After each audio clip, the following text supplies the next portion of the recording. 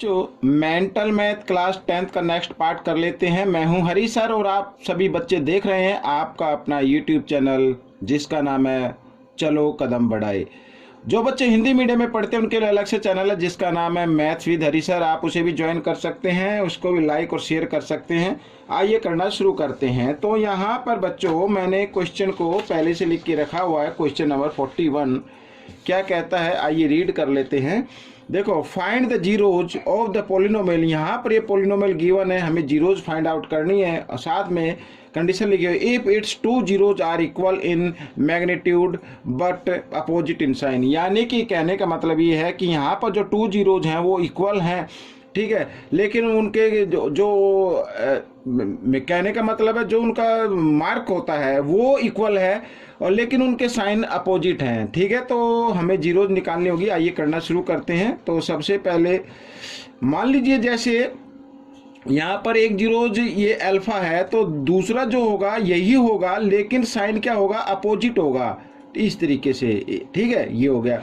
तो सबसे पहले सम ऑफ जीरोज हम निकालते हैं बच्चों। सम ऑफ जीरोज में आता है, ठीक है, जीरोज को हम ऐड कर देते हैं लेकिन ये माइनस है, माइनस प्लस माइनस होगा तो यहाँ पे मैं माइनस लगा देता हूँ और प्लस यहाँ पर बच्चों ये इस तरीके से ये गामा हो गया सम ऑफ जीरोज। तो सम ऑफ जीरोज में आता है minus B by A, minus B है हमारा यहाँ पर 5, ठीक है, आप देख रहे हैं माइनस 5 है तो माइनस 5 हम लिख देते हैं और ए की जगह हम 1 लगा देते हैं क्योंकि ए तो 1 है और माइनस माइनस क्या हो जाते हैं बच्चों, प्लस हो जाते हैं यहाँ पर 1 और ये माइनस ये प्लस ये भी कैंसिल हो गए। तो यहाँ पर जो गामा की वैल्यू निकल कर आई है वो आई है बच्चों 5, ठीक है। अब हमें और निकालना तो प्रोडक्ट से निकाल लेते हैं बच्चों। अब हम प्रोडक्ट से, तो प्रोडक्ट ऑफ जीरोज, तो सबसे पहले प्रोडक्ट ऑफ जीरोज यानी ये अल्फा और मल्टीप्लाई दूसरी जीरोज यहाँ पर और मल्टीप्लाई थर्ड जीरोज, इस तरीके से ये मैंने ये लिख दिया। तो प्रोडक्ट ऑफ जीरोज क्या होता है बच्चों, यहाँ पर मैं आपको बता दूं माइनस डी बाई ए होता है। तो ये ए बी सी डी, तो डी बाई ए तो कुछ नहीं है तो 1 लगा लीजिए, ठीक है, इस तरीके से। अब यहाँ पर बच्चों हमें करना क्या है मैं आपको बताता हूँ। देखो अब यहाँ पर ये आपके गामा की वैल्यू गिवन है 5 तो इसकी जगह आपको 5 रख देना है और ए को ए से मल्टीप्लाई करें तो माइनस प्लस माइनस हो जाते हैं। माइनस ये अल्फा या ए आप इसको बोल दीजिए, जैसा भी आपको अच्छा लगे वो बोल लीजिए। और यहाँ पर इंटू 5 आएगा तो मैं इधर 5 नहीं लिख रहा हूँ, डायरेक्ट इधर जो इधर मल्टीप्लाई में होता है इधर आकर वो डिवाइड में आ जाता है। इस तरीके से मैंने ये लिख दिया, ठीक है, यहाँ पर ये मैंने ऐसी, समझ में आ गया। अब 5 से इसको डिवाइड कर दीजिए तो 16 पे आएगा, माइनस से माइनस का साइन कट गया। आइए इधर कर लेते हैं। तो यहाँ पर ए ये अल्फा और इधर ये 16 स्क्वायर है, इधर लेके आते हैं साइन को राइट हैंड साइड की तरफ तो इधर ये स्क्वायर रूट में चेंज हो जाता है और माइनस प्लस का हम इसके सामने साइन लगा देते हैं। तो यहाँ पर 16 का जो स्क्वायर रूट होगा वो 4 होगा, एक तो प्लस का होगा और एक माइनस का होगा। तो इस तरीके से जीरोज निकल गई हैं बच्चों। तो 5 और ये 4 और -4, ठीक है, ये क्वेश्चन आपका सोल्व हो गया है। आप करते हैं नेक्स्ट क्वेश्चन। यहाँ पर नेक्स्ट क्वेश्चन देखिए, if alpha beta and gamma are the zeros of polynomial. यहाँ पर ये जीरोज हैं, फाइंड द वैल्यू, ये पोलिनोमियल गिवन है, then find the value of, यहाँ पर ये एक और इक्वेशन गिवन है तो हमें यहाँ पर वैल्यू फाइंड आउट करनी है। आइए इसको थोड़ा सोल्व कर लेते हैं जिसकी हमें वैल्यू फाइंड आउट करनी है। तो सबसे पहले ए बी अल्फा बीटा और गामा का एलसीएम ले तो ये मल्टीप्लाई के फॉर्म में आ जाएगा, इस तरीके से ये आ गया, ठीक है, यहाँ पर इस तरीके से। अब यहाँ पर तो बच्चों आपको मालूम होगा, देखो यहाँ पर डिनोमिनेटर ए है तो इसका मतलब इन्यूमेटर क्या आएगा, ये बीटा और ये गामा आएगा, ठीक है, इस तरीके से। प्लस यहाँ पर बीटा है तो यहाँ पर क्या होगा, अल्फा और गामा होगा, इस तरीके से। और प्लस यहाँ पे गामा तो अल्फा और ये बीटा होगा। अब देखो बच्चों, sum of product taken two at time यहाँ पर गिवन है तो हमें यहाँ पर वैल्यू निकालनी होगी। तो सबसे पहले बच्चों देखो यहाँ पर क्या लिखा हुआ है, ठीक है, sum of product taken two at time. तो यहाँ पर ए बी सी, सी आता है बच्चों, सी हम यहाँ पर लगा देंगे सी बाई ए। ए क्या है, ए तो 1 है तो स्त्री लगा दीजिए और यहाँ पर डिवाइड का साइन लगाएंगे ताकि आपको अच्छे समझ में आ सके। ये जो डिवाइड का साइन है मैं इस तरीके से लगा लेता हूँ। और नीचे प्रोडक्ट, ठीक है, प्रोडक्ट।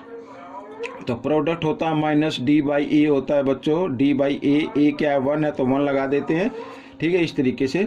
तो आगे देखो यहाँ पर सी बाई 1 और डिवाइड के साइन को कर देना मल्टीप्लाई में चेंज और नेक्स्ट नंबर का कर देना रेसिप्रोकल, तो माइनस का साइन ऊपर ही रहने देना है और नीचे आ जाएगा डी और माइनस प्लस माइनस होते हैं तो यहाँ पर minus C by D, this is the answer of this question. तो इस तरीके से ये क्वेश्चन भी सोल्व हो गया।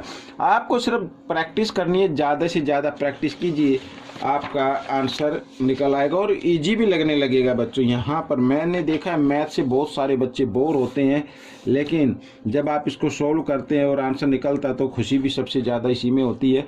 आइए देखो, alpha beta and gamma are the zero जो पोलिनोमियल, ये बिल्कुल क्वेश्चन नंबर 42 की तरह ही है। Find the value find out करनी है। आइए पहले हम इनको लिख लेते हैं।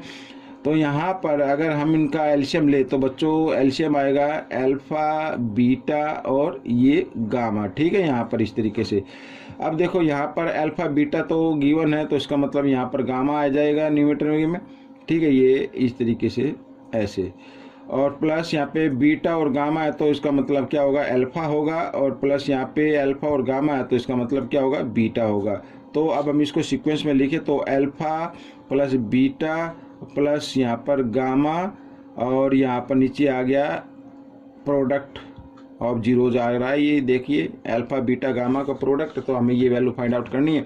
तो सबसे पहले यहाँ पर सम ऑफ प्रोडक्ट गिवन है। सम ऑफ प्रोडक्ट क्या होता है बच्चों, मैं आपको बताता हूँ, माइनस बी बाई ए होता है। तो माइनस और बी क्या है यहाँ पर ए बी सी डी, ठीक है, तो बी है माइनस पी तो यहाँ पर लिख दीजिए माइनस पी इस तरीके से, और ए की जगह 1 लगा दीजिए और डिवाइड का साइन यहाँ पर इस तरीके से, और नीचे है प्रोडक्ट, ठीक है। प्रोडक्ट में आता है बच्चों minus D by A, minus D, तो माइनस की जगह माइनस का साइन लगाएंगे और डी तो माइनस का है ऑलरेडी तो यहाँ पर आर लगा देंगे और ये नीचे आप लगा देना 1। तो अब माइनस माइनस हो जाते हैं प्लस, तो ठीक है 1 नीचे लगाने की जरूरत नहीं है। तो डिवाइड के साइन को कर दीजिए मल्टीप्लाई में चेंज, नेक्स्ट नंबर का कर दीजिए रेसिप्रोकल और माइनस माइनस हो जाते हैं प्लस, तो यहाँ पर आ जाएगा 1 बाई आर इस तरीके से। तो आंसर आपका आ गया P बाई आर, तो ये आपका आंसर बन जाएगा, ठीक है, वैल्यू निकल कर आ गई है। क्वेश्चन नंबर 44 क्या कहता है, find the coordinates of the vertices of the figure obtained by drawing the graph of. यहाँ अगर ये जो पॉलिनोमियल गिवन है इसका अगर हम ग्राफ करें तो वर्टेक्स के कोऑर्डिनेट हमें फाइंड आउट करने हैं। बिल्कुल करना कुछ नहीं है, आपको सिर्फ ध्यान देना है। तो इसका फॉर्मूला आपको रखना होगा याद, आप कोऑर्डिनेट पॉइंट्स याद कर निकालने के लिए माइनस बी बाई 2a, एक तो ये होता है और एक होता है माइनस डी बाई 4a, ठीक है, ये आपको याद रखना है। ये और इसी से क्या निकलते हैं कोऑर्डिनेट पॉइंट निकल आते हैं। तो d का मतलब होता है यानी कि बी स्क्वायर माइनस 4ac, ये d के इक्वल होता है बच्चों। तो d की जगह आपको इस फॉर्म में रख के क्वेश्चन को सोल्व करना होगा, ठीक है। अब सबसे पहले माइनस माइनस बी क्या है -4 है तो -4 मैं इधर लगा देता हूँ और नीचे 2a, 2 तो लिख दिया, a की वैल्यू क्या है बच्चों 2 है तो यहाँ पर 2 और माइनस माइनस प्लस हो जाते 4, तो 2 2 जा 4, 4 से 4 डिवाइड हो गया तो 1 आ गया बच्चों यहाँ पर, ठीक है। 1 0 तो 1 आ रही है यहाँ पर, यानी कोऑर्डिनेट पॉइंट आ रहे हैं। और सेकंड हमें फाइंड आउट करना है, ये माइनस है लिखा है माइनस डी की वैल्यू ये रही, ठीक है।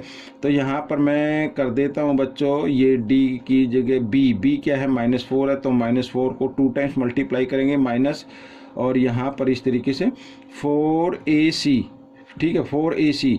ए क्या है 2 है तो 2 लगा दीजिए, सी क्या है 5 है तो 5 लगा दीजिए, और बाय यहाँ पर 4a ए की जगह ए की वैल्यू को यानी 2 इस तरीके से, ठीक है। ये यहाँ पर ये क्योंकि माइनस का साइन है बाहर इसलिए हमने इसको लिख दिया है। अब 4 को 2 टाइम्स मल्टीप्लाई करें तो 16 और 5 2 जा 10, 10 4 जा 40 आ गया बच्चों, और 4 2 जा 8 नीचे 8 आ गया। यहाँ पर ये माइनस का साइन है याद रखना, ठीक है, साइन को आपको ध्यान में रखना है।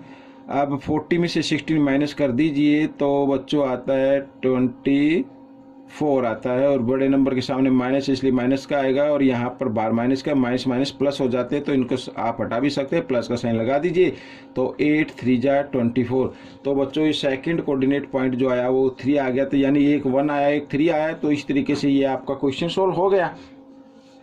अब करते हैं क्वेश्चन नंबर 45। तो 45 मैंने लिखा नहीं है, मैं आपको बुक में से आपको बताता हूँ क्वेश्चन नंबर 45 को करना कैसे है। बहुत ही ईजी है, आप बस बने रहे मेरी वीडियो पर। ये रहा क्वेश्चन नंबर 45। देखिए यहाँ पर अब मैं थोड़ा सा एक्सप्लेन करना चाहूँगा। ये हमारे पास ये पेज काफ़ी है एक्सप्लेन करने के लिए।